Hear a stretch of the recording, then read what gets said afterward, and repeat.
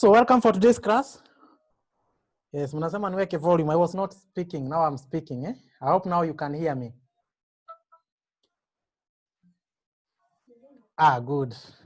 Yeah, so now let's continue with what we started last class and welcome you all for today's class. So for today, last class we introduced, we are doing on transportation model.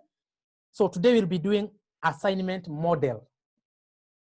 So for the assignment model is that it's still a special linear programming model used to determine how tasks or the sources can be assigned to workers or destination in order to minimize cost.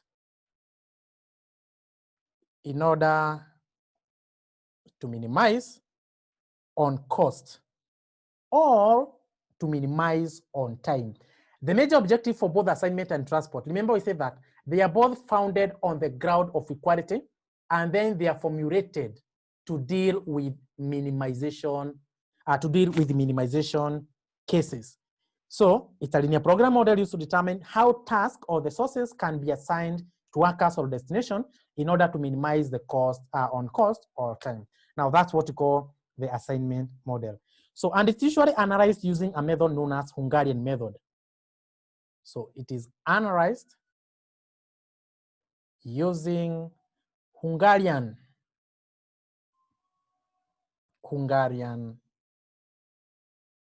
method. So I'll come to show you how to come up with a Hungarian method. And then there's, for the steps, I'll not, in this case, I'll not state.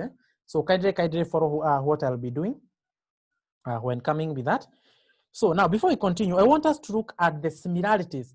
In our last class, did we look at the similarities between assignment and transport? Let's look at the similarities. Similarities between the transport model and assignment model. And one of the similarities is that both are linear programming, or both are special cases of linear programming. So let me write it for you, is that they are both special cases of linear programming. Another similarity is that they both have sources and destination. They both have sources and destination. Another similarity is that they are founded on the ground of equality. They are founded on grounds of equality. And when you're doing transportation, I showed you, in case they are not equal, how can we attain that equality? We say that in case they are not equal, we can add a dummy source or a dummy destination. And another one is that they are both initially formulated to deal with minimization cases,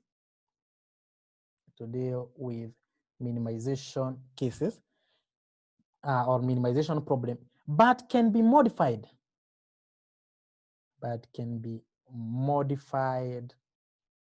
To deal with maximization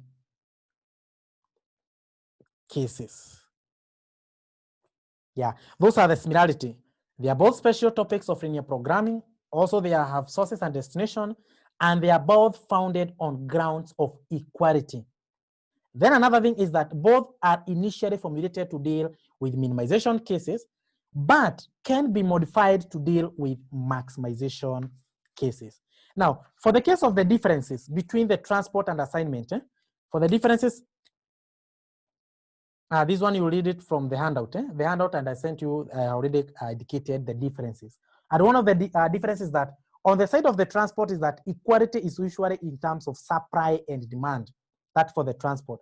But for the assignment in this case, the equality will be in terms of sources and destination. Another difference is that for the transport, it's not necessarily a square matrix. That means the source and destination, it's not must to have to be equal. the number of sources and the number of, is not a must, they have to be equal. What we look at the quality is the demand and the supply. But on the side of assignment, this one should always be a square matrix. Square matrix means is that is a 2 by 2, 3 by 3, 4 by 4, 50 by 50, like that. Yeah, and another difference is that for our transportation, we saw that one source can supply to more than one destination. But in an assignment, one source can only supply to one destination. So for the differences, you read them from the handout that I had sent you earlier. So in this case, we'll still be using the handout I had sent earlier. So this one include all the notes even for what we'll be covering today. So and today we are looking at the assignment. Now, how do we deal with assignment problem? So now let's go directly to the illustration. I've said that I'll not state the steps.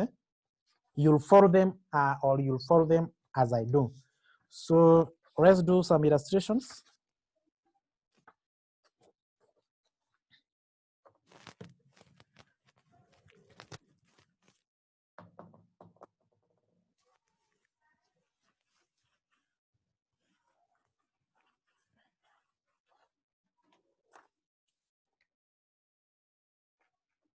So yeah, I want us to do that question. Yeah, we are doing this assignment.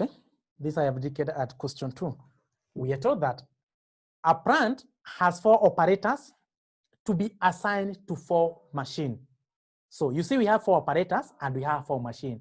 So number 1, our problem is that it's already balanced or it's equal. The operators and the machine, they are the same. The time in minutes required by each operator to produce a product on each machine is shown in the following table. So, and then it's good to note that what are you given? In this case, you are given the time. You can be given the time, you can be given the cost. Remember I said that our objective is to minimize on cost or to minimize on time. So this time we have the time. So you have the machine there in minutes and then we have the operators. Required, determine the optimal assignment and compute the minimum time using Hungarian method. So in that case, how do we solve that? You're using the Hungarian method. So the first step, what you do, you come up with the first table. And the first table, you are just copying the way the question is, the way you have been given there. So where we have operator 1, operator 2, operator 3, operator 4. And then we have A, B, C, D. We have 10, 5, 12, 8, 12, 10, 14, and 15, 9, 7, 13, 11, and we have 11, 8, 11, and 9. I've just copied the way it is, like that. Now, this is what we call the first table. Now, so now I just follow what I'm doing. I have not given you the steps, but these are the steps you'll be following. After you come up with the first table, you take the minimum here across the rows. You take the minimum across the row. For example, the minimum here is 9. The minimum here is 5. The minimum is 11. And the minimum is 8. Then from there now you go to the second table. How do we develop the second table? We develop the second table from the first table, like this. This is what you do. To answer the first row, 10 minus 9, you get 1. 12 minus 9, you get 3. 9 minus 9, you get 0. 11 minus 9, you get 2. 5 minus 5, you get 0. 10 minus 5, you get 5. 7 minus 5, you get 2. 8 minus 5, you get 3. 12 minus 11, you get 1. 14 minus 11, you get 3. 13 minus 11, you get 2. 11 minus 11, you get a 0.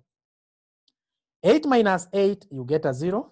15 minus 8, you get 7. 11 minus 8, you get 3. And 9 minus 8, you get 1. So that's the second table. From the second table, you take the minimums across the rows. So, tuangalie hapa nimesema, from the second table, you take the minimums across the rows. I mean the columns. So, like for example, in this case, the minimum here is 0. The minimum is 3. The minimum here is 0. And the minimum here is 0. From the second table, now we go to the third table. How do we develop the third table? We develop the third table from the second table. So it's 1 minus 0, 1, 0 minus 0, 0, 0 minus 0, 0. Sorry, 1 minus, so that one should be 1. 0 minus 0, you get 0. 3 minus 3, you get 0. 5 minus 3, you get 2. 3 minus 3, you get another 0. And then 7 minus 3, you get 4. Tukuje hapa. 0 minus 0 inakuwa 0. 2 minus 0, you get 2. 2 minus 0, you get 2. 3 minus 0, you get 3. 2 minus 0 is 2. 3, 0, 1. Good. I'm just taking this, you minus here the minimum. Then from there, let me write for you some point you need to note. I want us to write, I want to indicate for you something to note.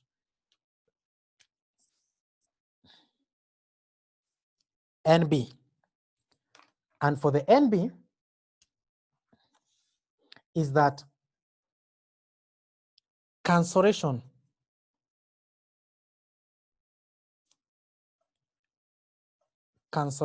starts at the third table. And then from there, test for optimality. If not optimal, you select the minimum. You select the minimum number. If not optimal, select the minimum number. And then start cancelling the rows or columns with the highest number of zeros.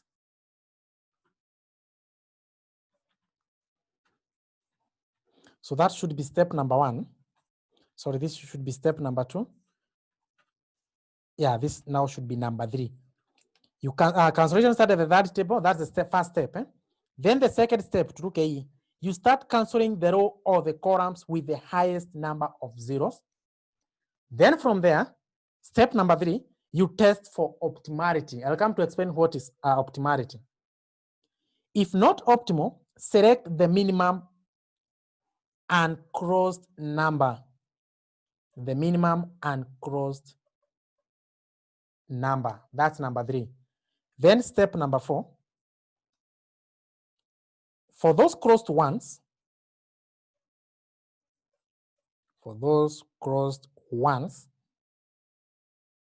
you retain. Then for those crossed twice, add the minimum. For those uncrossed, you raise the minimum. Uscram kitu hapo. Don't cram what I have said here. So nimeweka hapo just for reminder. So tukuje hapa. Tumesema cancellation start at the third table. You have the first table, you have the second table, and now you have developed the third table. Then we start cancelling from the third table. And how do we cancel? We start cancelling the row or the column with the highest number of zeros.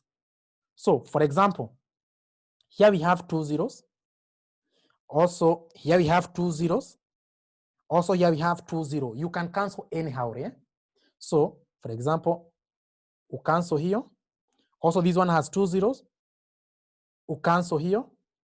This one has 1 0, this one has 1 0. But ukiangalia ukiteremka, they have 2 zeros. Eh? So, it's the row or the column with the highest number of zeros.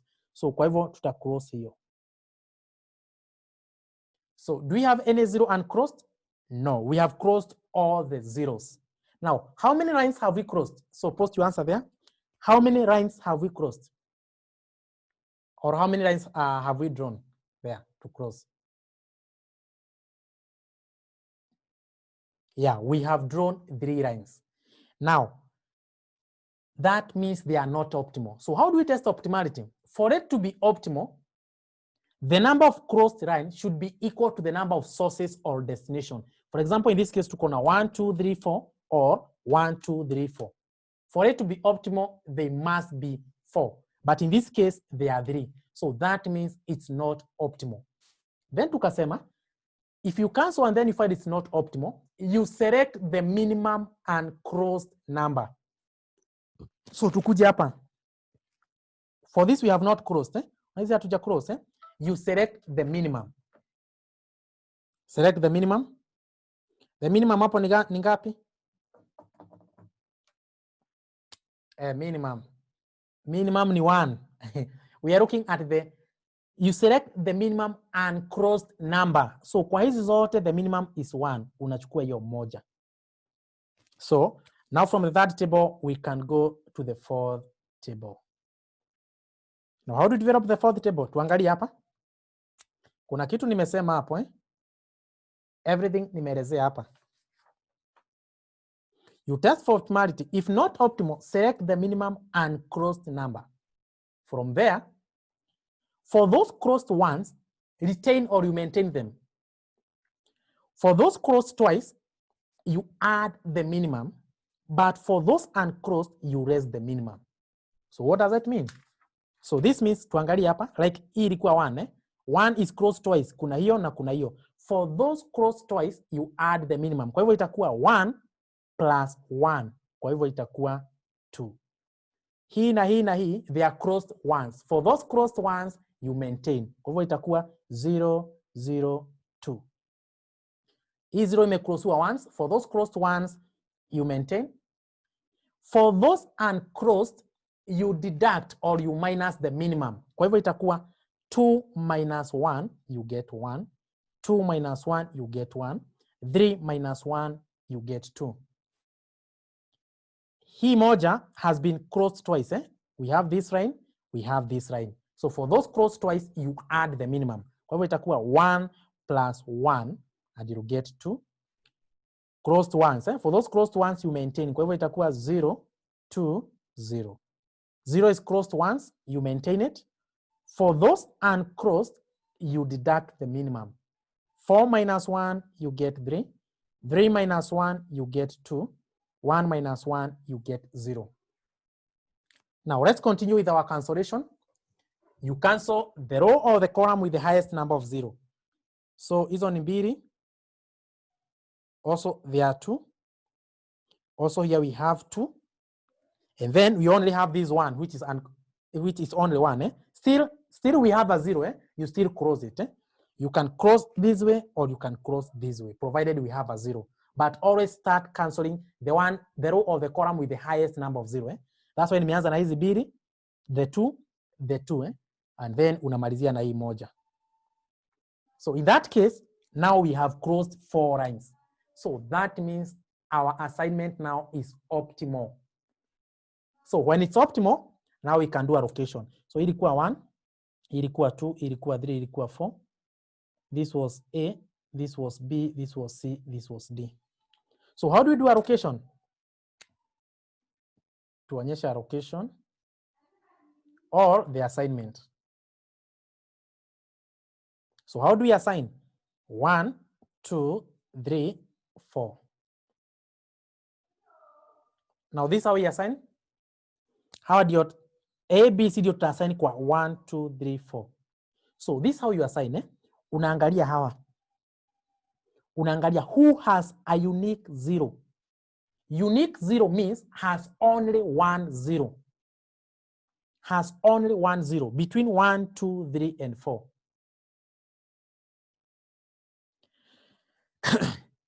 Which one has only 1 0?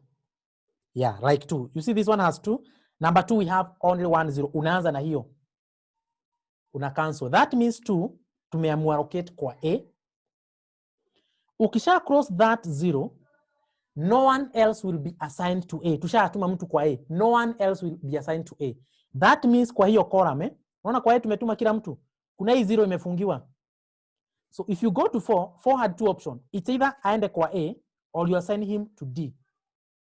So that means because we have already assigned someone to A, 4 amebakia na only 1 0. So that means you assign him to D. 4 ameenda kwa D. Akienda kwa D, no one else should go to D. So that means any 0 under D has been terminated. Na hapa kuna 0. Hii imefungua nani? Ilikuwa 3. 3 had 2 options. You can either go to B, you can either go to D. But you have already sent someone to D. Kwa hivyo amebakia na option for going to B. 3 to B. Lastly, because we have sent him to B, no one else should go to B. So that means amefungia this 0. Can you see this 0? From 1, 1 had 2 options. It's either you go to B or you go to C. Ataenda wapi? 1. Will you go to B or C? Post your answer there. Yeah, we'll definitely go to C because we have sent them to B, so it's only mebakia C. And that will be the allocation. So that was the assignment. 1, tutamuassign kwa C. 2, we assign him to A. 3, we assign him to B. And 4, we assign to D. Now, this assignment is what we use. For example, for the lecturers, we use assignment to allocate the classes.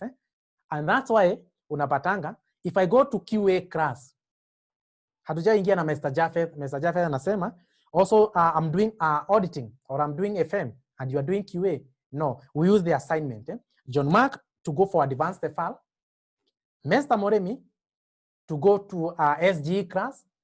Mr. Japheth to go to FM class. That's what we use. That's what we call assignment or allocation. And in case you are told to get the minimum time, okay, minimum time. Remember, this was the original question here.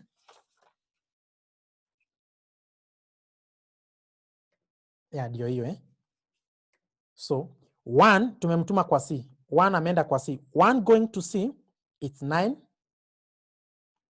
2 ameenda kwa A. 2, if you go to A, it's 5. 3 to B. 3 to B, it's 14. 4 to D. 4 to D, it's 9. Good. Let's assume you have understood that. We are just assuming. So kama huja understand, don't worry. We'll be still doing other question. So for those doing the screenshot, so before I wrap, you can screenshot that, but don't worry. I already have the notes. I had already sent the notes. So let's do another illustration.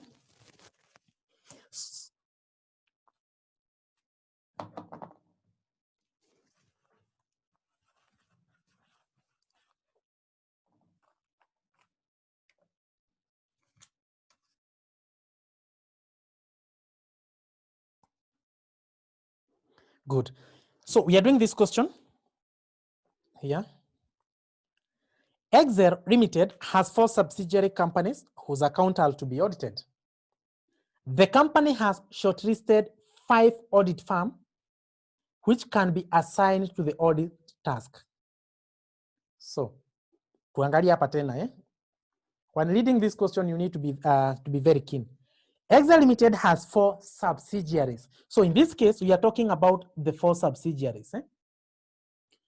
The company has shortlisted 5 audit firms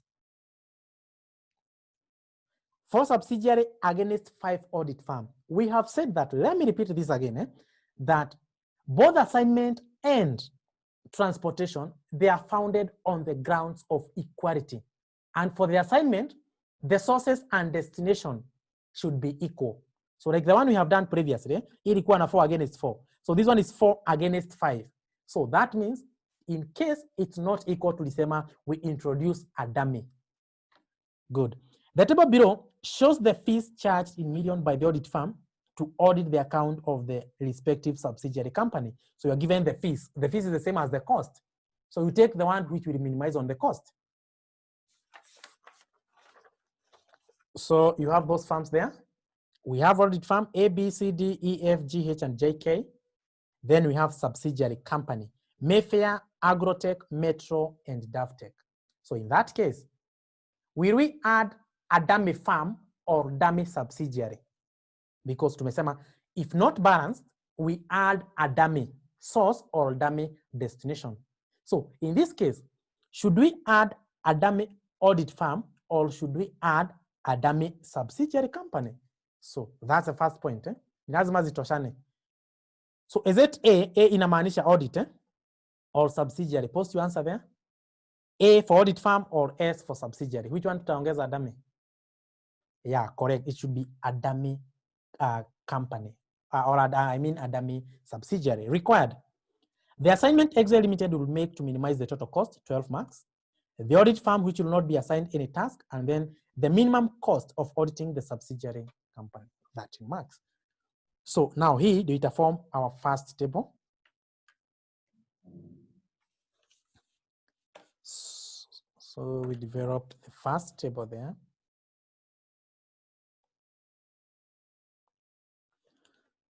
So we have Mayfair, Agrotech, Metro, and Davtech. For the audit firm, we have AB, C, D, E, F, G, H, and J, K. Now that was how the question looks like. But tumesema, since the subsidiaries iko na upungufu, tuongeze a dummy subsidiary. So here we are adding a dummy. Dummy ni kitu haiko lakini una pretend iko.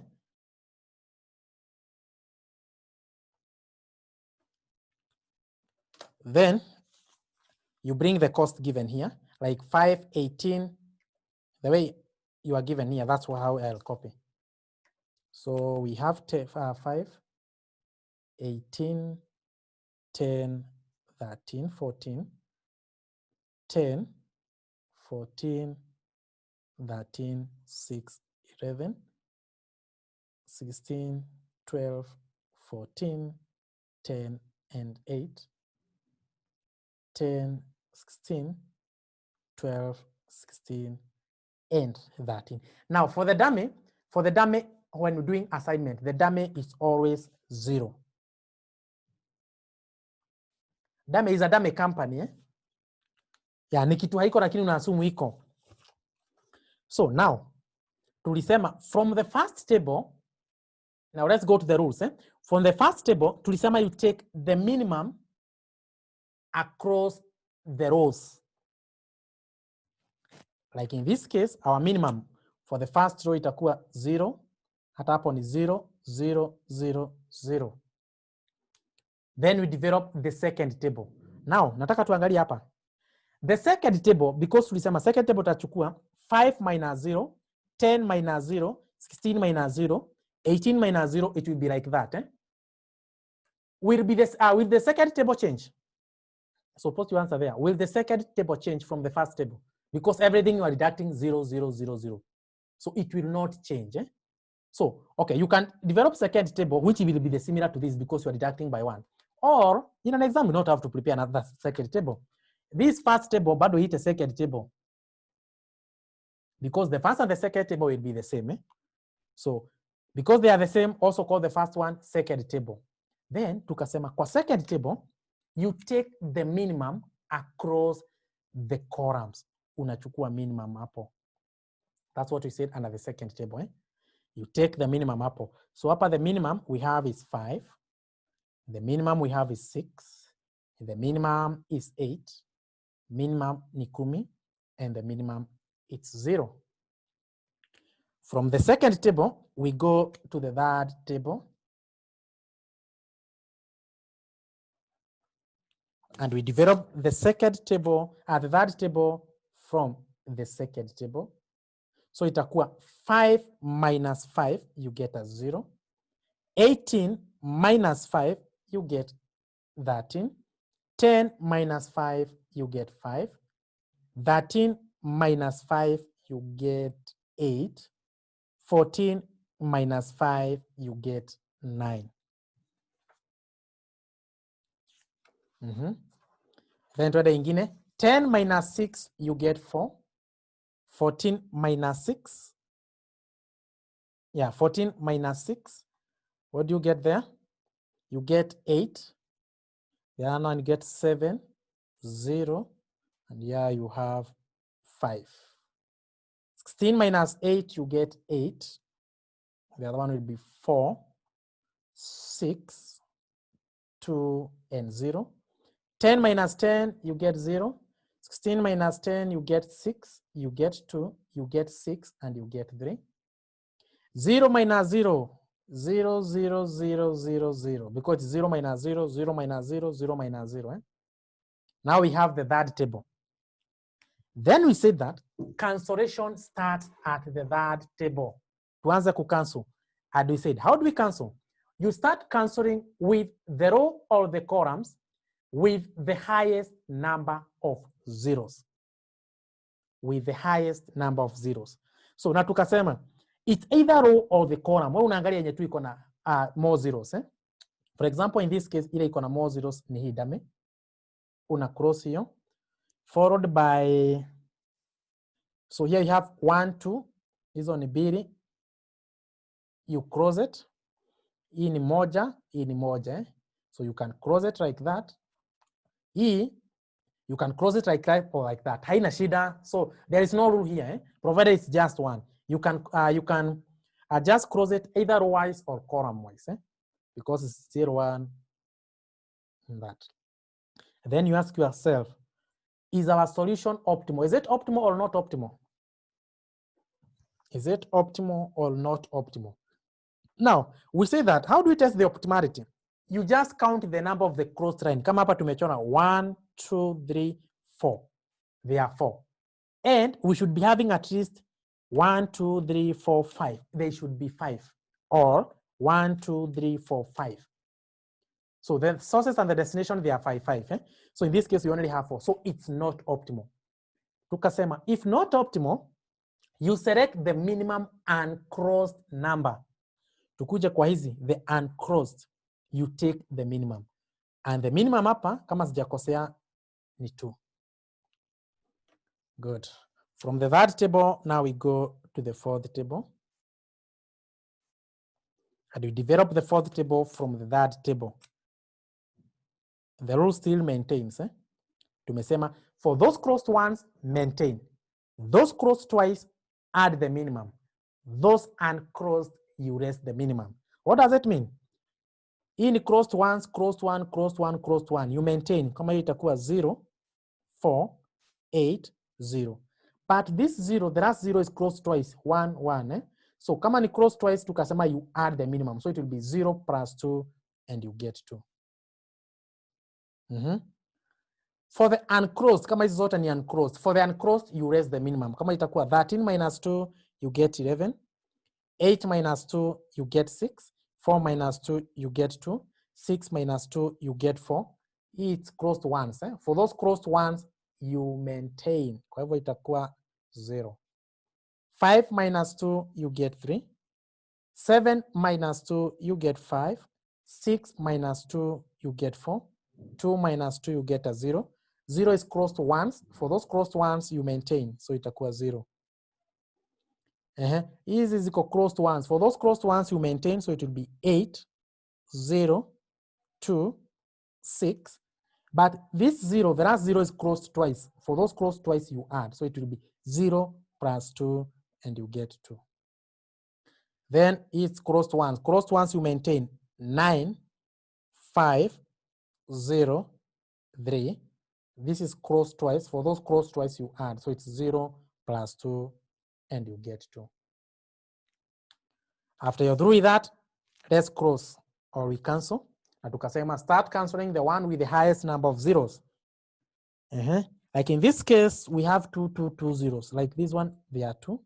I think that's the maximum number. Hata hapa kuna 2. Hizi zingine ni moja moja. Like hii ni moja. Hata hii ni moja. Hata hii ni moja. So, and our solution is optimal. So, hii ilikuwa AB. Hii ilikuwa CD. EF. GH. JK. This one was Mayfair, Agrotech, Metro, Davtech, and Dummy. So now we can do the allocation or the assignment. So when optimal, now you can allocate. How do we allocate? Tulisema, when allocating, tuna allocate A, B, C, D, E, F, G, H, and JK easy.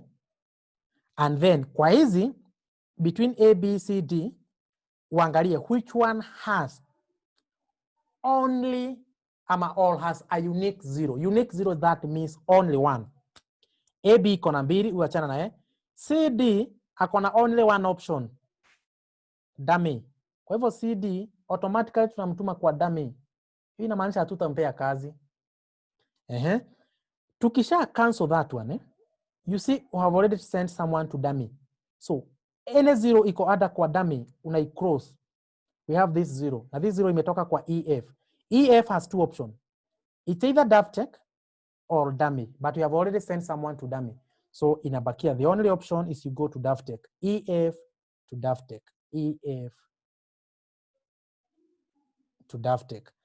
If you send someone to Davtech, no one will go to Davtech. So the Davtech has been crossed. You see, if we cross the Davtech, this 0 will be affected. Na hii ni ya AB. AB had 2 options. It's either you go to Mayfair or to Davtech. But we have already sent someone to Davtech. So the only option will remain with AB is Mayfair. Mayfair. So now we have a row A, B, C, D, E, F. GH had only one option. Has only 1 0. We anaenda kwa Agrotech.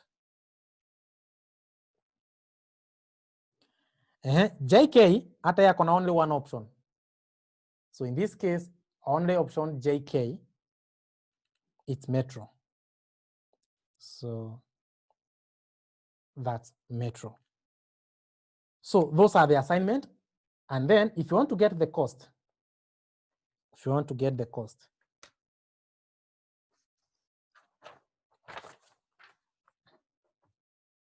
yeah, here's the question. If you want to get the cost, tumeona AB anaenda kwa Mayfair. So AB to Mayfair, it's 5 million. So that's 5. CD to Dummy, it's 0. EF Davtech. EF to Davtech, so it will be 12. So that's 12.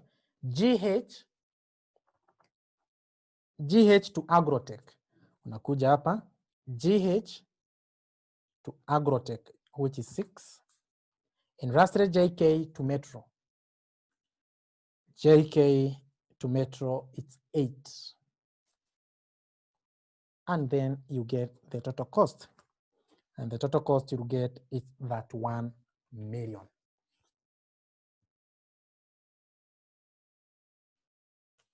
So, and that we have required, number 1, assignment Excel Limited would make to minimize the total cost. We have shown the assignment. Now the assignment is up to this point. AB Mayfair up to that point. Then number 2, or number B, the audit firm which will not be assigned any task. Nani hatapewa kazi hapo? Ni CD. CD tunamtuma kwa dummy. And lastly, number C, the minimum cost of auditing the subsidiary company. And I've seen that our minimum cost is 31. Good.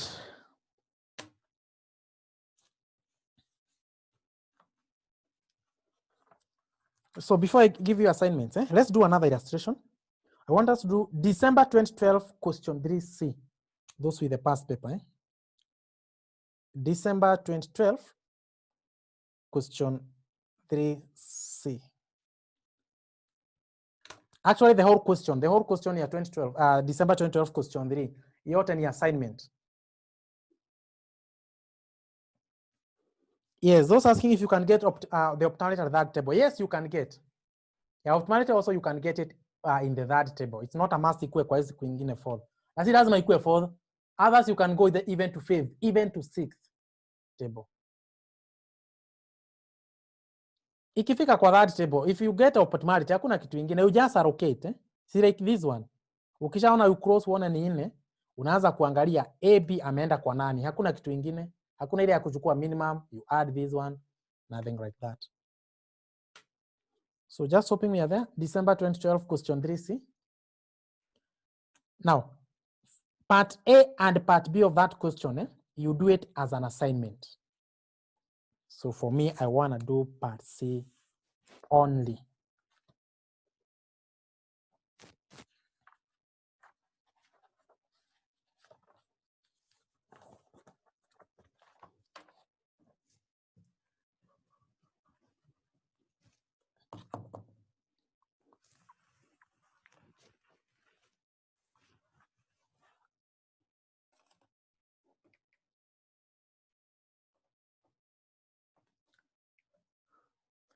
Now, part A, tumesema part A na part B is your assignment. Like number 1, it has asked, the difference between assignment problem and transport problem, you do that.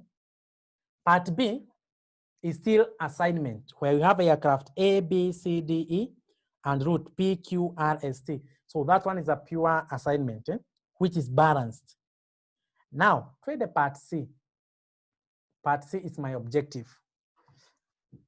Part C, you are told that a contractor has 4 different machines, M1, M2, 4 machines, M1, M2, M3, and M4, to be assigned to 3 road construction projects, P1, P2, and P3. So in this case, is your problem balanced? So it's not balanced. The table below shows the contractor's profit matrix in thousands of shillings. So required, number 1, the opportunity loss matrix, and number 2, the optimal profit. Let me take you back to the first assumption. Tulisema that both assignment and transport, they are founded on the ground of equality, and they are initially formulated to deal with minimization cases. Tulisema hivyo. They are formulated to deal with minimization cases, but can be modified to deal with maximization cases. Tuangalie hapa. What are you given? Now, for the previous question we have been doing, tulikuwa tumepewa time na cost. Hii tumeambiwa, the table below shows the contractor's profit matrix. Can you minimize the profit? If you are given the profit, know what is the objective. If you are given the profit, know the objective is to maximize. So, na tulisema, they are formulated to do with minimization. How do we modify it? So in this question, we are doing with maximization cases. Maximization cases. Now, for the maximization cases, first of all, we have to modify. How do we modify? So turudi kwa hiyo swali. So we had machine 1, machine 2, machine 3, and machine 4. Then for the project, we only given 3 projects. Project 1, project 2, project 3. So kumaanisha project ziko na upungufu, we add a P dummy, project dummy, project dummy, so that it can balance. Then you're already given the profits. Profits here you are given 200, 400, 600, and 1,000. P2,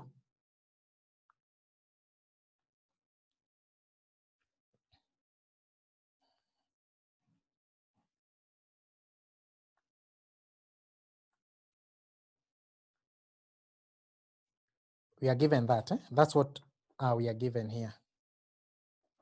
So for P dummy, inafaa kuwa zeros. Now, this is not your first table because those are the profit. Now, how do we modify a maximization case to equal minimization case? So this is how we modify. We modify by developing opportunity loss. Opportunity loss. And the opportunity loss will become your first table. We come up with opportunity loss and your opportunity loss will be the first table. Now, this is what you do. How do you develop the opportunity loss? Unakuja kwa profits. You take the maximum payoff ama the maximum profit. Hapa the maximum profit ni gapi? Hiyo ni kazi ya macho. How much is the maximum there? Yeah, the maximum is 1,000. So now let's develop that. Unachukua the maximum. You take the maximum, you deduct all the other. What do I mean? 1,000 minus 200, you get 800. 1,000 minus 400, you get 600. 1,000 minus 600, you get 400. 1,000 minus 1,000, you get a 0. 1,000 minus 800, you get 200. 1,000 minus 600, you get 400. 1,000 minus 600, you still get 400. 1,000 minus 200, you get 800. 1,000 minus 1,000, you get a 0. 1,000 minus 600, you get 400. 1,000 minus 600, you get 400. 1,000 minus 400, you get 600. Then allow me to rub.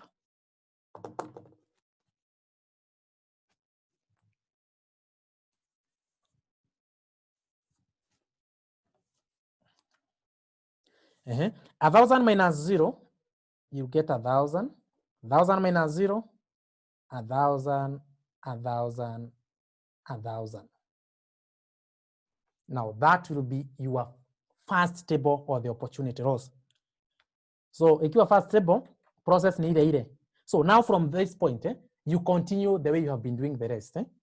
By taking the minimum across the first table. Kwa first table unachukua the minimum across the row. Like here the minimum is 0. The minimum is 400. The minimum is 400.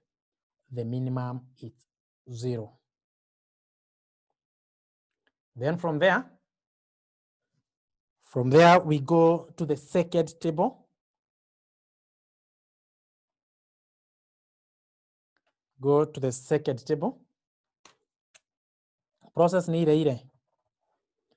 800 minus 0, you get 800.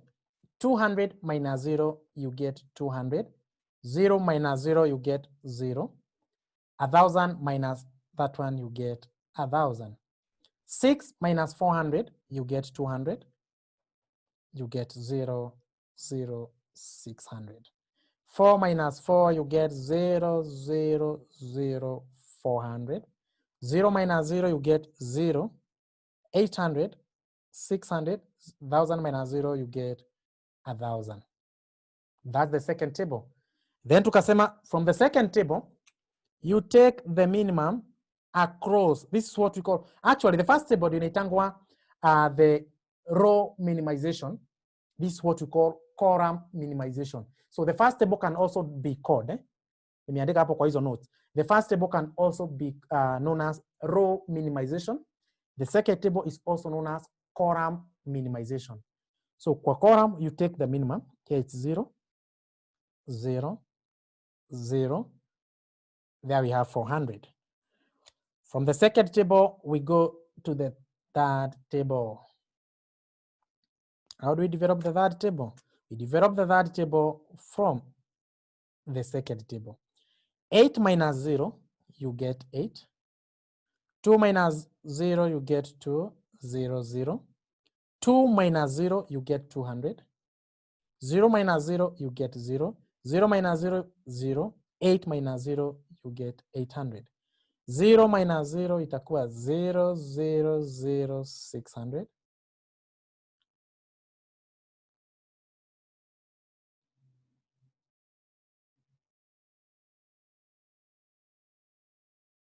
Yeah, good. Yeah, someone has corrected me that this one should be 600. Thank you. Yeah, it's, yeah, correct. It should be 600. Thank you. Abdinaziz, naona unafuata. So, tuende ya mwisho. 1,000 minus 400, you get 600. 600 minus 4, you get 200. 6 minus 4, you get 200. 1,000 minus 4, you get 600. Then tukasema, cancellation starts at the third table, and you start with the one with the highest number of zeros.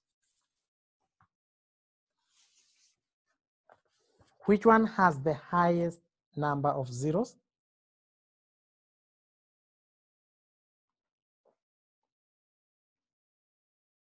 So, sorry, this means it's wrong, eh? This one is wrong. Nataka turudi hapa hii ya mwisho, sorry.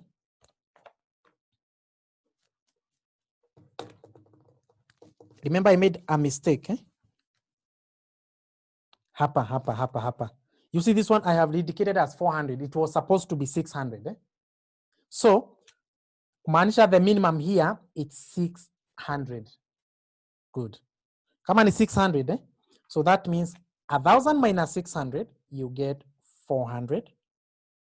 This one, itakuwa 0, 0, and this one will be 400. I hope now it's okay now, eh?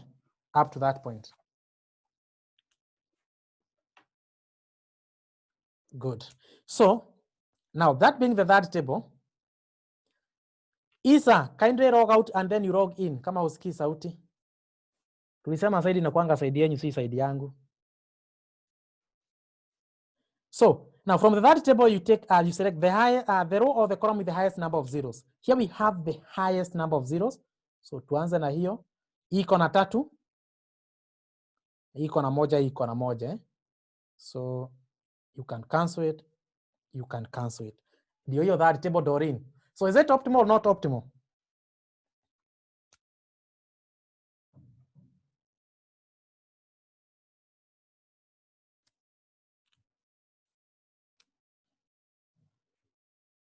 Hey, Doreen. Ulikuwa umeuliza swali ya third table.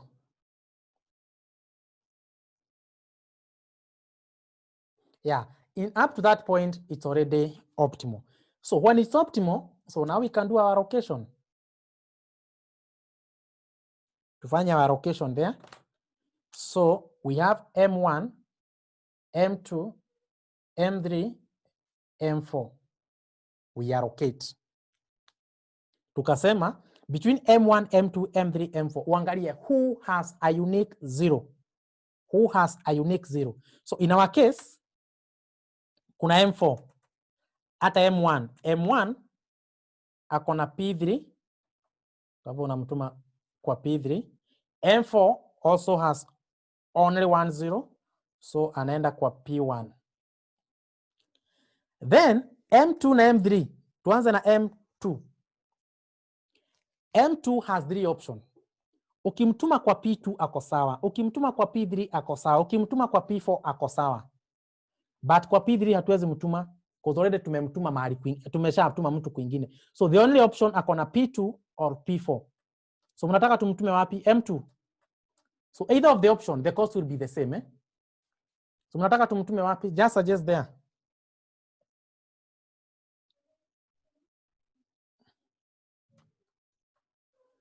Ladies, tumtume kwa P2 ama kwa P4? Yeah, most of the ladies wamesema tumtume kwa P2. So we go to P2. Na wakienda kwa P2, eh? Tuenda kwa M3. M3 ataenda wapi? M3 amebakia na which option?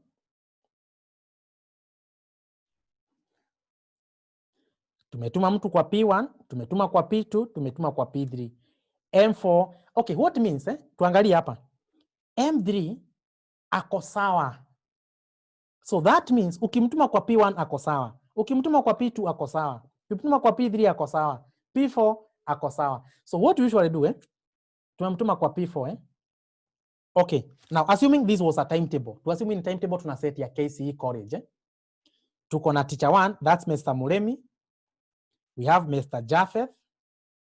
Yeah, John Mark Basmi M3. M4 huyu ni Mr. Kefa. So in that case, what we do? A lecturer who can only teach one unit, who ndio unapeaka the first priority. Kama huyu tukamtuma huko kwa P3 akafunza SGA ama company row, Then M4 Mr. Kefa, yeye tukaona anaweza funza economics peke yake, tukamtuma economics. M2 here we have Mr. Japheth. Mr. Japheth can teach audit, can teach FM, can also teach advanced FM, can teach FA. So akona 3 option. Ukikuja hapa kwa M4, mwenye anaweza funza unit mingi ndio unamalizianga na yeye. Like in this case, if you send John Mark to FR, ako sawa. Ukimtuma kwa QA, ako sawa. Ukimwambia utaenda advanced FR, yako sawa. Ukimwambia ataenda kwa advanced FM, yako sawa. So in this case, first of all, allocate to the other lecturer. When unajua they can only teach 1 or 2 units. And then when unajua wako flexible, can go to any class, malizie na yeye. So I hope now that one has make sense. So now, after now you have done the allocation, now we can get our optimal profit. Tuweke tu hapo. Now, after you have the assignment there, you just go to the original question where you had been given the profits. There. Kama hapa tumeona M1, yeah, M1 to P3. So unakuja hapa. M1 to P3, it's 1,000. M2, P2. So unakuja M2, P2, 600. M3, P4. M3, P4. P4 was a dummy. 0. M4, P1. M4, P1, which is 1,000. So that means the optimal profit, it will be 2,600.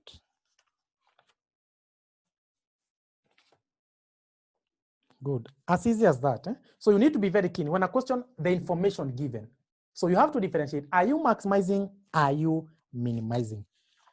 So tuandike hapo assignments.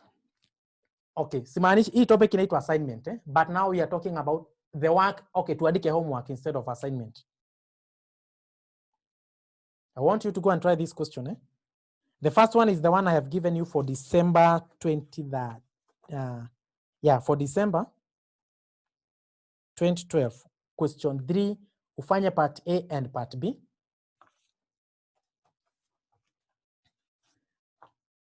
Also, December 2017, question 2D. And then for KCE student, the one I have already issued the handout, the handout with the simplified theories. Mwende hapa mfanye those questions from the handout. Yeah, kwa handout mtaona hiyo page nimeandika transport and assignment. You do question 2 and question 3.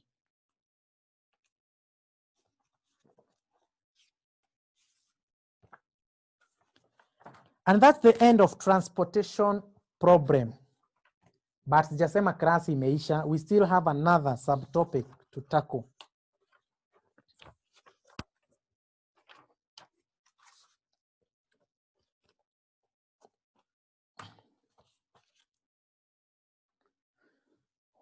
So hoping you are through with that. I want us to look at something else.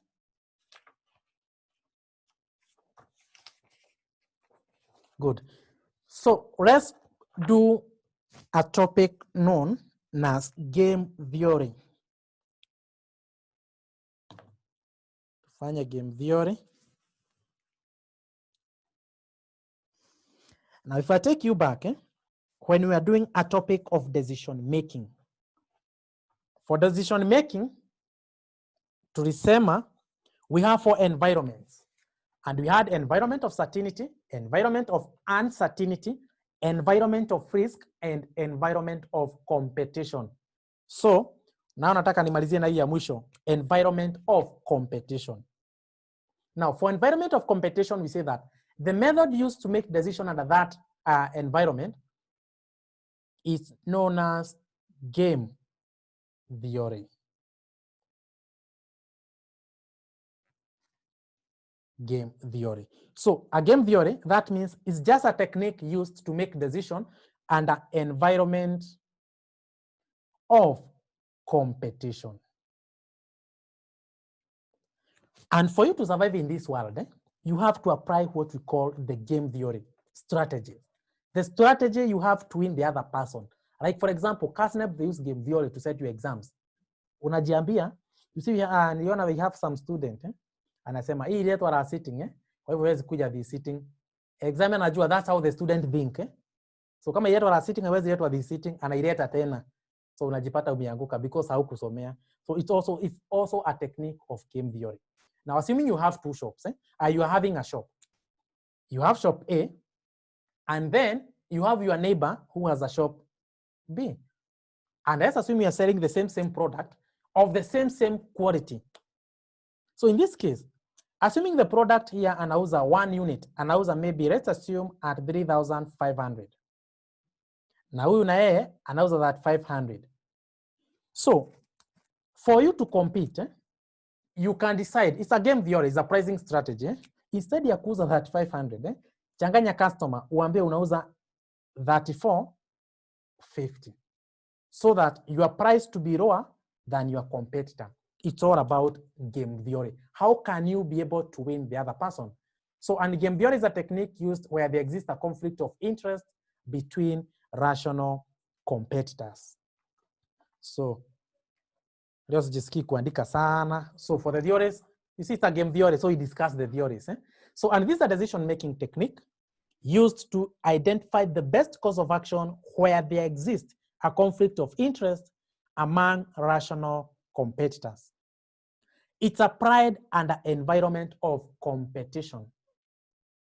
And game theory is widely applied in the following areas. So those are the application of game theories. And still that one is examinable.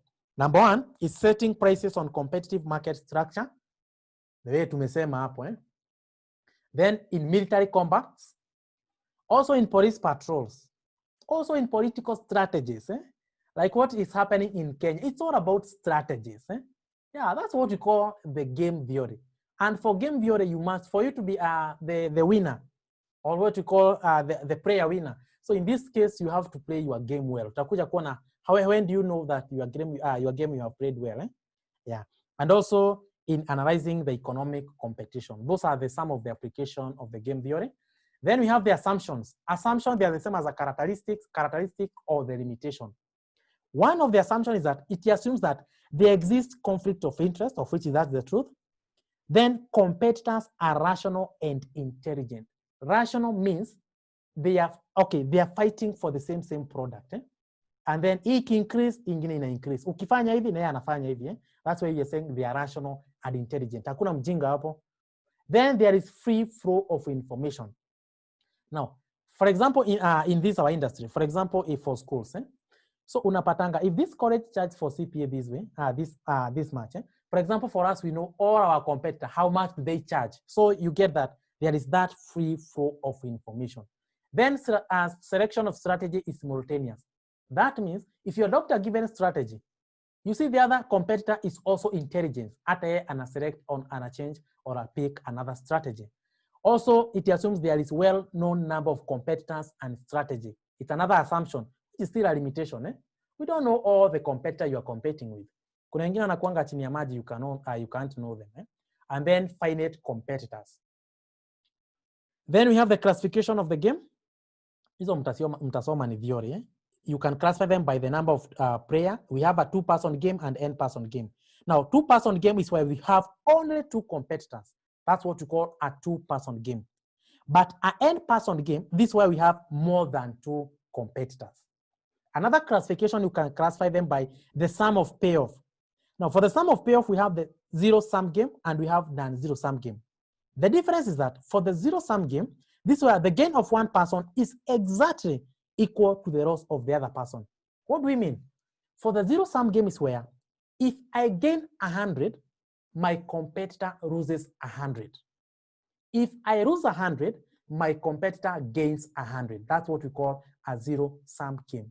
But a non-zero-sum game is where we gain or we lose different amount. Or this, the gain or loss, they are not equal.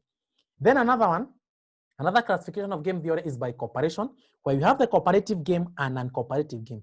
Now, cooperative game, the players are willing, or the competitor have the willingness and ability to share information and only to act for the benefit of all. Ni kama for example, ukienda jioni, if you're going home, for those who use matatu, upate maybe kuna mashimo tatu ya your stage, unapata wote wanacharge 100, wameambiana. So in that case, they are willing to cooperate. Whenever there is a shortage, unauliza your competitor, unauza ngapi? Na wewe unauza the same. Now that's what you call cooperative game. But non-cooperative, this is where you get that. The players hawataki to cooperate. One charge this one, the other one charge the other one.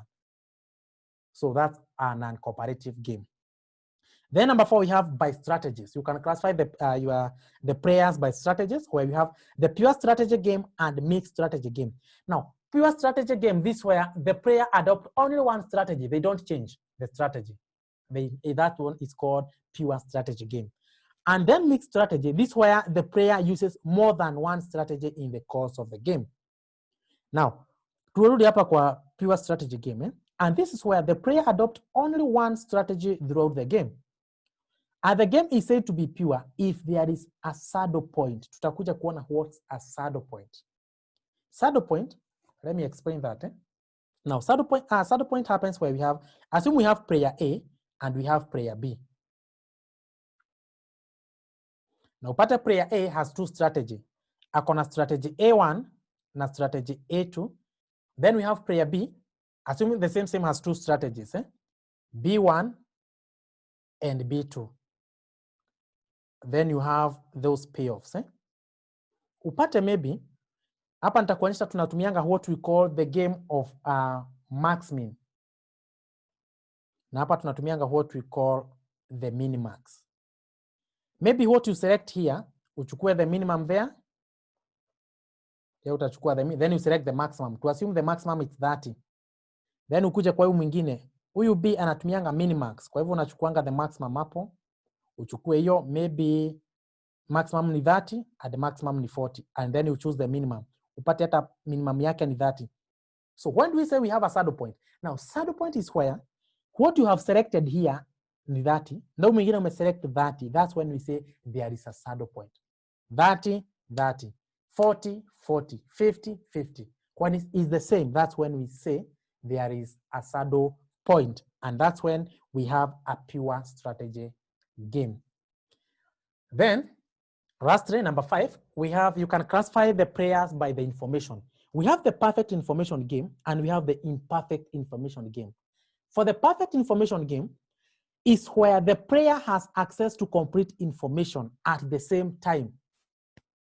What wanapata the information at the same time. Imperfect is the vice versa, where moja anapata information before the other one. Good. So those are the classification. Hiyo ni Kiingereza tu, hiyo mtasoma. Then you have some terminology. Dominance. So how do we call dominance? Ukisikia I have dominated you.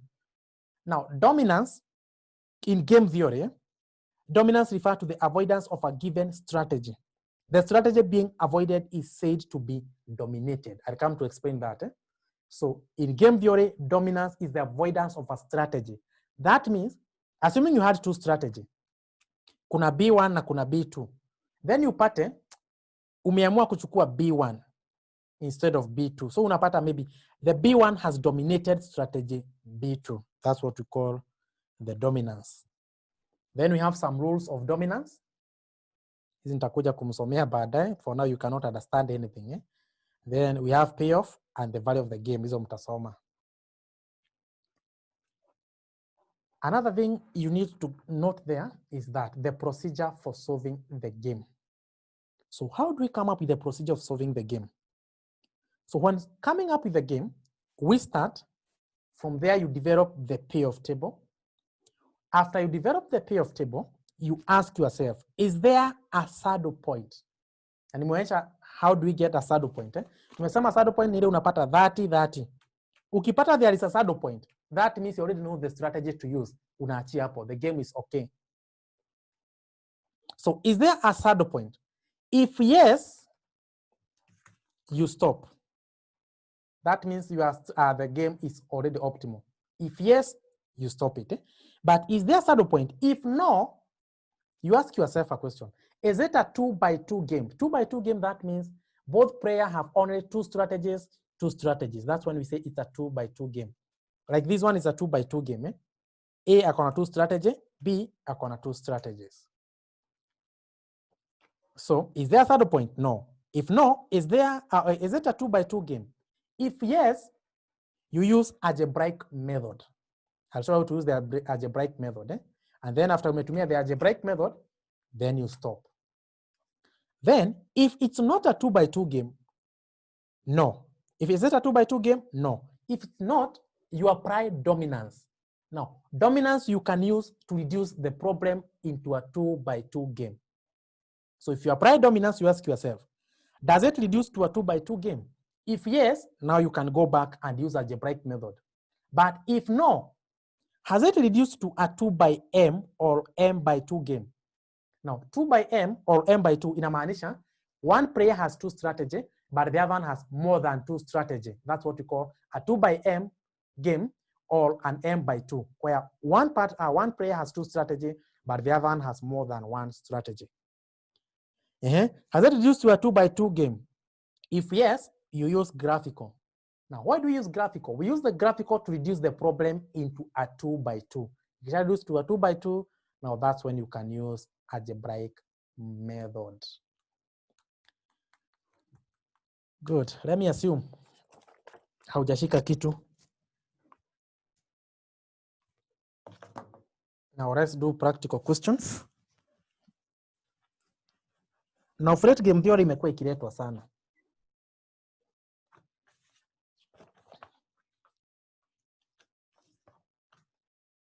So I want us to do this illustration.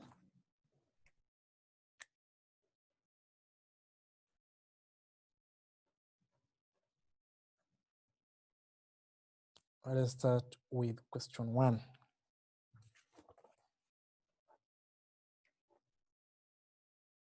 Yeah, we do that question. We are told that find the optimal strategy and the value of the game from the following payoff matrix concerning a 2-person game. Umepewa player X and player Y. And you can see each has actually is a 2x2. So you have to follow this, the steps. So find the optimal strategy and the value of the game. So how do we get that? So this problem tumeambiwa it's 1, 4, 5, and 3. And then before tuendelee hiyo, kuna convection ilikuwa nampea. Let's look at something we call convection. Convection ile, for example, if you are given 2 players kama venye nilikuwa nimempea A and then umepewa B, B1, B2, A1, A2. Hizi naweka hapa ndani, those are what we call the payoffs. Player B, huyu amekaa row-wise or horizontally, applies a rule called maximin rule. A, mwenye amekaa vertically, applies a rule known as minimax rule. You have to note that. So, tukuje hapa. Tulisema first step of the rules, tumesema ndio hizi rules hapa. You start. Then you develop a payoff table, of which we have the payoff table. This is the payoff table. Then you ask yourself, is there a saddle point? Let's test if there is a saddle point. This is how you test the saddle point. Tumesema, for example, tuanze na huyu alikuwa X na huyu alikuwa Y. X huyu amekaa hivi, anatumia game inaitwa max-min rule. Unaanza nyuma minimum, unachukua minimum. So hapo unachukua the minimum is 1, the minimum is 3. Then tumesema minimax inamaanisha maximum of the minimum. You choose the minimum, ndizo hapo umechukua hapo, and then you select the maximum. Of the 2, the maximum is 3. Tukuje kwa huyu mwingine, huwa ameteremka, anatumia game inaitwa minimax rule. So unaanza nyuma maximum. So you take the maximum across the columns. So the maximum here is 5. The maximum here is 4. Then you choose the minimum. And the minimum hapa ni 4. So let me ask you a question. Is there a saddle point? Yes or no? I want to see if you have understood. Is there a saddle point? No, good. There is no saddle point. Tulisema saddle point ni lazima zifanane. So if there is no saddle point, the other step ndio hiyo. Is there a saddle point? No. If no, you ask yourself, is it a 2x2 game? Yes, of course, it's a 2x2 game. If it's a 2x2 game, now you can use algebraic method. Good. So in this case, our problem is a 2x2 game. Kama ni 2x2 game, how do we solve it? Tuangalia, this is how we solve a 2x2 game. Hiyo ilikuwa 1, 4, 5, 3. The first step, you subtract or you get the difference. Ushike hiyo. You subtract or you get the difference. Chaniandike difference hapo na hapo difference. Then the second step, you interchange. Hata hapa una interchange. Then from there, you get probability. That is that step. Hata hapa unapata probability. Let me repeat again. The first step, how do you solve using algebraic method? This is a 2x2. First of all, you get the difference. This how you get the difference. Unachukua ile kubwa unatoa ile dogo. Kama hapa ni 4 minus 1. The difference is 3. 5 minus 2. The difference is 2. You see what I'm doing? I'm just getting the difference. It's not 1 minus 4. What's the difference between 1 and 4? What's the difference between 5 and 3? Then you do the same verticals. 5 minus 1, the difference is 4. 4 and 3, the difference is 1. That's the first step. The second step, you interchange. How do you interchange? Hii 3 inakuja chini, hii 2 inakuja juu. The same here. Hii 1 inakuja hapa, hii 4 inaenda hapo. Yeah, that's what we call interchanging. Then, that step number 3, you get the probability. How do you get the probability? You see this is 2 plus 3, you get 5. Kwa hivyo to get the probability, it will be 2 divided by 5. Na now itakuwa 3 divided by 5. Like that. So this one you get 0.4, 0.6. Tukuje hapa the same probability. It will be, you see, 1 plus 4, it's 5. So to get the probability will be 1 divided by 5. And this one will be 4 divided by 5. We have probability, it will be 0.2, 0.8. After now we have that, now we can get the value of the game. How do we get the value of the game? Tuangalie hapa. Unachukua all the payoff. For example, I start with the first one. 1 times probability horizontally and vertically. It's 1 times 0.4 times 0.2 plus unachukua the other payoff, which is 4 times its probability vertically, horizontally, which is 0.4 times its probability vertically, 0.8 plus unaenda to the other payoff, which is 5 times 0.6, 0.2 plus unachukua hii ya mwisho, which is 3 times 0.6, 3 unateremka the other chini, 0.8. That's how you get the value of the game. You get 3.4. So nimesema unachukua, for example, ukichukua 4, unachukua 4 with its probability on the row wise times probability on the column wise. Unachukua 4 times 0.4 times 0.8. Na hiyo imeishia hapo. So now let's do question 2 from that handout. Tujaribu ingine. For those doing a screenshot, you can screenshot that.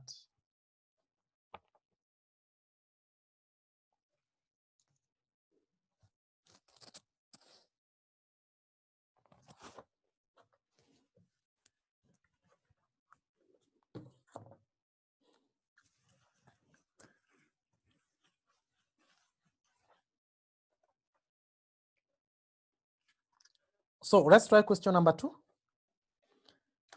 Number 2, you are told that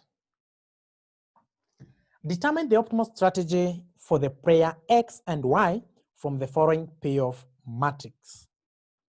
You are given that. So let me just copy it the way it is. So we have prayer Y, so I'm doing question 2. Prayer Y, and here we have prayer X.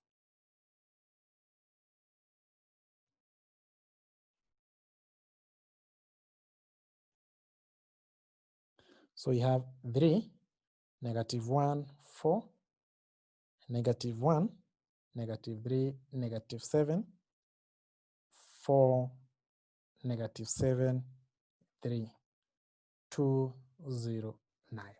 So that's how it is. I take you back. Tulisema first step ni kudetermine, do we have a saddle point? Tumesema this prayer anatumia which strategy? Max min. Na huu na yeye anatumia minimax. So unakuja hapa maximum of the minimum, unaanza nyuma minimum. So unachukua the minimum here, it's -1. The minimum here, it's -7. The minimum here, it's also -7. So this one should be -9, sorry. Kumaanisha itakuwa -9. Then you choose the maximum. Maximum ni gani hapo? Which is the maximum there? The maximum ni -1. Then tukuje hapa prayer Y. Now prayer Y applies minimax. Unachukua maximum. So column wise you take the maximum. So hapa chukua the maximum, it's 4. The maximum, it's -1. The maximum, it's 4. The maximum is 2. And then you choose the minimum. Kwa hizi maximum uchukue ile minimum, which is 1.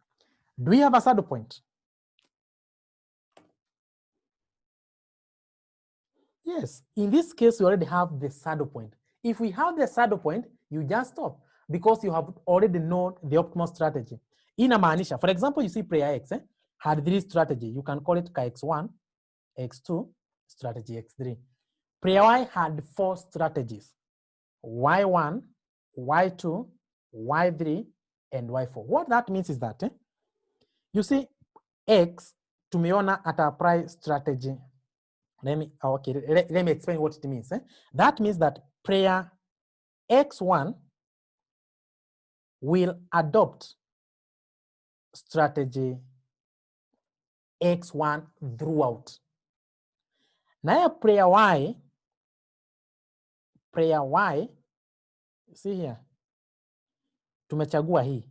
Kumaanisha prayer Y will use strategy Y2, will adopt strategy Y2 throughout. Now this is what we call a pure strategy game. A pure strategy game. Na hiyo imeishia hapo. They already know the strategy to use. That means player X akitumia X1, player Y ndio amstabilize na yeye anatumia Y2, wanakuwa equal. Na hiyo imeisha hivyo. So go and do this one. That question is similar to this. May 2017. May 2017, question 5B. Why don't you go and try that question?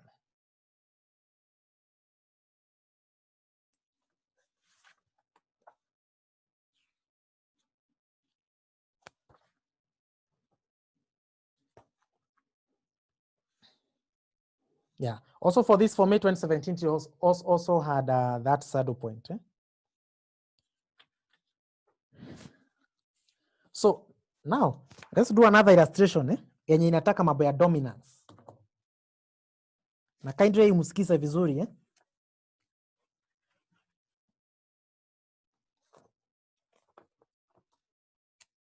Want us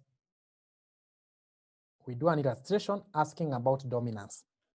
Tulisema dominance, we apply dominance.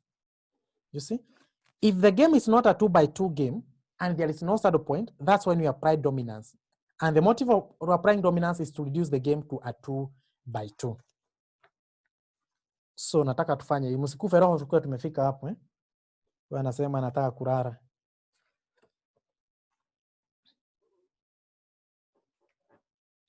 I want us to do this question. This one. You are told that determine the optimal strategy and the value of the game using dominance. With that, So with that, so let me write it here down. We have 6, 4, 2, 2, 6, 1, -1, 2, and 0.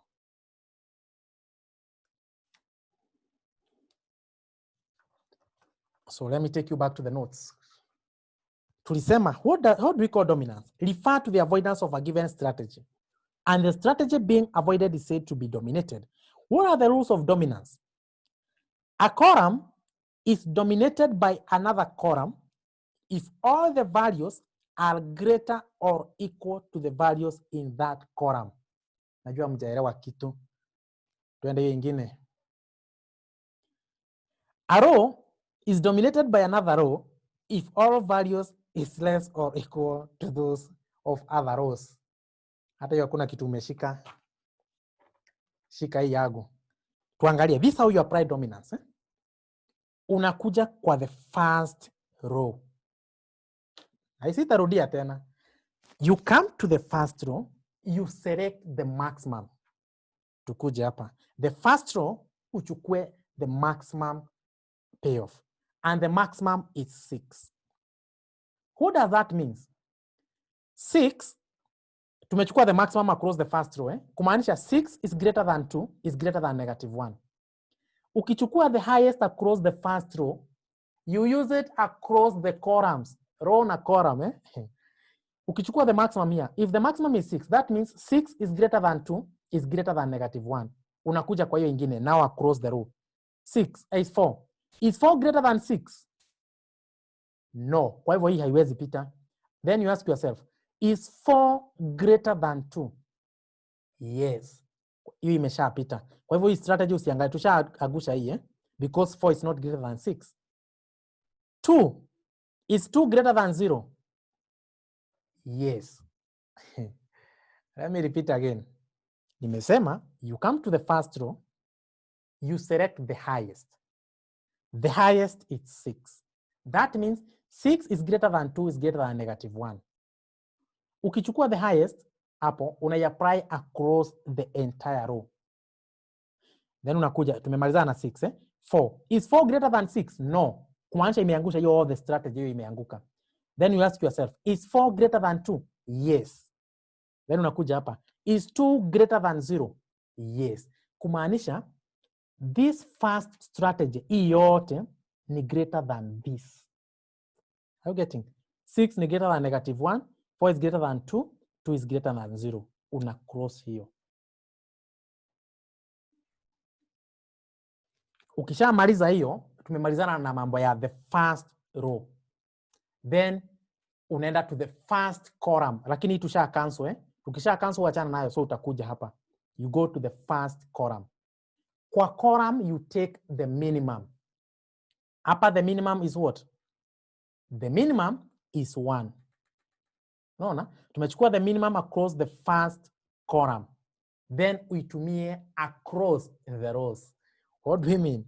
Tumeona hapa the minimum is 1. Kumaanisha 1 ni ndogo kuliko 6, ni ndogo kuliko 2. Unakuja kwa hii ingine. 0. 0 ni ndogo kuliko 2, but si ndogo kuliko -1. So what do I mean?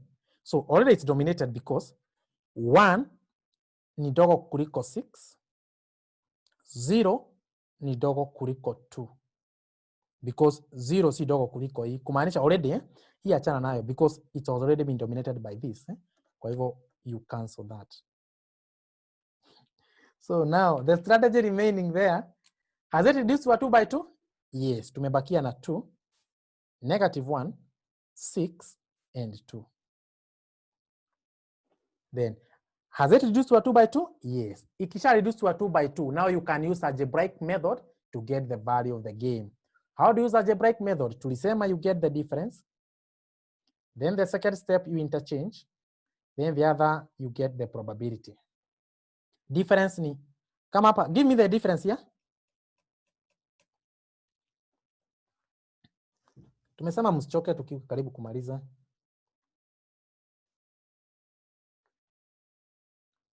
Yes, the difference is 3. It's 2 minus -1, which is 3. Here the difference is 6 minus 2, it's 4. Also unakuja hapa across the rows. 6 minus 2, it's 4. 2 minus -1, it's 3. That's the first step. You get interchange. You get the difference. The second step you interchange. Hii 4 inapanda, hii 3 inateremka. Hii 3 inakuja hapa, hii 4 inakuja hapa. Then you get the probability. 4 plus 3 is 7. So this one will be 4/7, and this one will be 3/7. This will be 3/7, 4/7. From there, now we can get value of the game. This how we get the value of the game.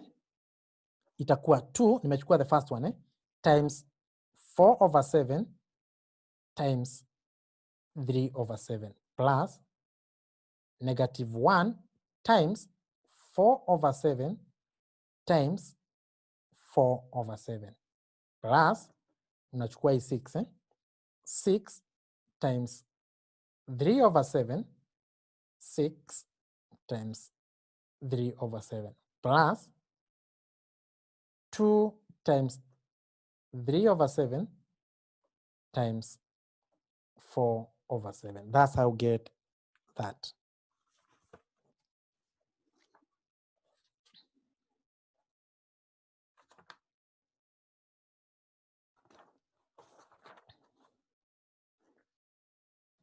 So kwenye wajashika hiyo kindly, nachukua only 3 minutes.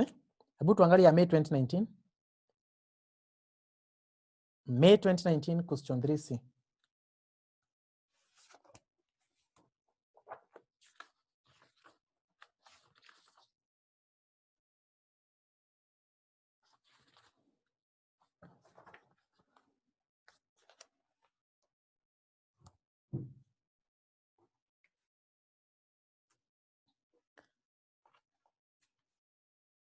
So I hope you are there. So hiyo ni wenye hawakushika hiyo ingine. So 2 competing company A and B that deal in the sales of computer have an equal share in the market. Both companies intend to increase the market share through adoption of 3 different media advertising, namely newspaper, radio, and television. Payoff table for the 2 companies showing the gain or losses of the customer from adoption of the different media of advertisement is as shown below. So tumepewa company A, newspaper, radio, and television, na company B. Required the optimal strategy for company A and B. Number 2, the value of the game. So allow me just to copy the way it is. So hapa tumepewa 40, 10, 100, 50, 25, 30, -17, -10, and 60. So this question, if you are first step ni lazima uangalie is there a saddle point. So in short, in this case hakutakuwa na saddle point. Hii lazima apply dominance. So tuangalie hapa, how do you apply dominance? Tumesema unakuja kwa the first row, you take the maximum. First row, take the maximum. Hapa the maximum is 50. Hoping to go up, The maximum here is 50. So what does that mean? That means 50 is greater than 40, 50 is greater than negative 17. Then, if you select the highest across the first row, unaitumia across the entire column. 50 is greater than 40 is greater than negative 17. Then unajaribu. 25, is it greater than 10? Yes. 25, is it greater than negative 10? Yes. Unakuja hapa kwa 30. 30, is it greater than 100? No. 30, is it greater than 60? No. Kwa hivyo dominance imefail. The highest across the first row has not been dominated by any, because the highest here is 50, of which 50 is greater than negative, is 40, greater than negative 17. 25 is greater than 25, 25 is greater than negative 10. 30 is not greater than 100, is not greater than 60. Hiyo imefail. Now, ikifail, tuende tujaribu sasa kwa column. Tumesema the first row you take the highest, eh? Good. Ikisha fail, now tukuje hapa. You come to the first column, you take the minimum. Tukuje hapa. The minimum here is 10. Is 10. So ukichukua minimum hapa across the first column, you apply it across the rows. What do I mean? 10 is the minimum hapa. Inamaanisha 10 is less than 40 and 10 is less than 100. Now you apply it across the entire row. 25 is less than 50, is also less than 30.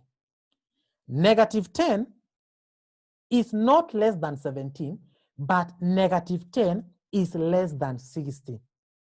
So kuna moja imeshapita yote. Hebu tuangalie hii. 10 ni dogo kuliko 100, 25 ni dogo kuliko 30, negative 10 ni dogo kuliko 60. So already hiyo yote ishapita, have been nominated by this one, because hizi zote ni dogo kuliko hiyo. Tukishamaliza na tulikuwa tumechukua the first column, eh? Sasa turudi venye tulikuwa tumefanya the first step, eh? Unakuja kwa the first row, you take the highest. The highest is what? The highest is 50.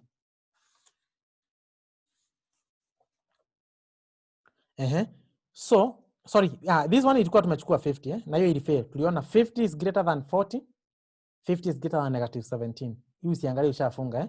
That is not greater than that one, is not greater than that one. So kwa hivyo hiyo imefail. Ukijaribu mara ya pili uone imefail, eh? Don't consider it. Chukua the next maximum. The next maximum is 40. That means 40, don't consider this, eh? Because imesha fail twice, eh? 40 is greater than negative 17. 100 is also greater than 60. Kumaanisha hii has been dominated by this, eh? Una cross hiyo. That means 40 is greater than negative 17. 100 is greater than 60. Kwa hivyo the strategy yako ime reduce to a 2 by 2. 50, negative 17, 30, and 60. Then with that, use algebraic method to get the value of the game. So I wish to stop there for today's class. If you have a question or a compliment, I want to give you just 1 minute. Eh? I'll be giving you 1 minute. In case you have a question, kindly raise your hand.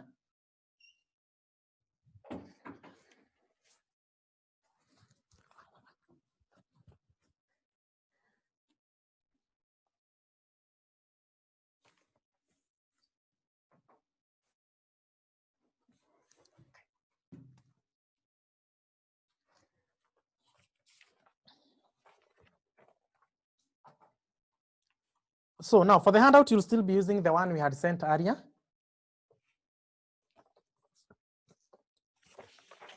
Yeah, there is one handout missing. Eh? I can see someone is they had the handout of the theory part of the game theory. Yeah, I noticed that the handout I had sent earlier, haikuwa na those 2 pages. The one we had the theory for game theory and the structure, but the question they were there. So that one kindly I'll share. For those who paid through Mr. Moremi, eh? Or where you paid, eh? To that number, kindly confirm that.